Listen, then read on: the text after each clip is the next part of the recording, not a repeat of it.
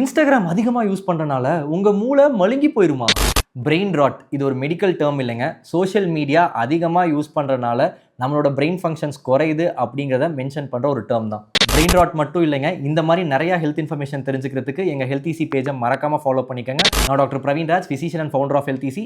உங்களுக்கு இந்த மாதிரி இன்ஃபர்மேஷனை கொடுத்துட்டே இருக்க போகிறேன். ப்ரொலாங்காக நீங்கள் சோஷியல் மீடியா யூஸ் பண்ணனால பிரெயினோட அட்டென்ஷன் குவாலிட்டி அண்ட் ஃபோக்கஸ் எல்லாமே குறைஞ்சிருதுங்க. கலர்ஸ் பார்த்து பிரெயின் ஓவராக ஸ்டிமுலேட் ஆகிறதுனால பிரெயின் மெமரி லாஸ் ஆக ஆரம்பிக்குது.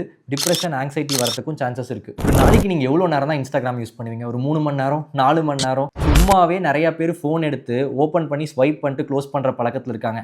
இது எல்லாமே ஒரு ஹேபிட்டாக மாதிரி டோப்பமைன் ஹிட்டை தான் கொடுத்துட்ருக்கு. இதனால என்ன பாதிப்பு வருதுன்னு நிறையா பேருக்கு தெரியவே மாட்டேங்குது. இந்த ட்ராப்பில் நீங்கள் மாட்டிட்டு ஓவராக ஸ்க்ரால் பண்ணுறப்போ பிரெயினோட காக்னிஷன் குறைஞ்சிருது.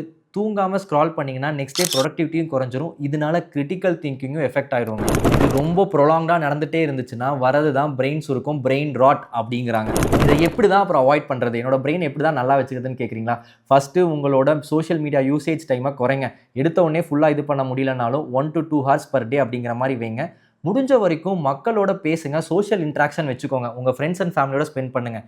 இல்லை அப்படின்னாலும் ஒரு ஃபிசிக்கல் ஆக்டிவிட்டி, ஒரு எக்ஸசைஸ் இல்லை ஜாகிங், வாக்கிங் மாதிரியா பண்ண ஆரம்பிங்க. உங்கள் ஃபோன் இருக்கிறத நீங்கள் மறந்துடுவீங்க. இப்போல்லாம் வீட்டில் 5 பேர் இருந்தாலும் 5 மூலையில் எல்லாரும் உட்காந்துட்டு ஃபோனை தாங்க நோண்டிகிட்டு இருக்கோம்.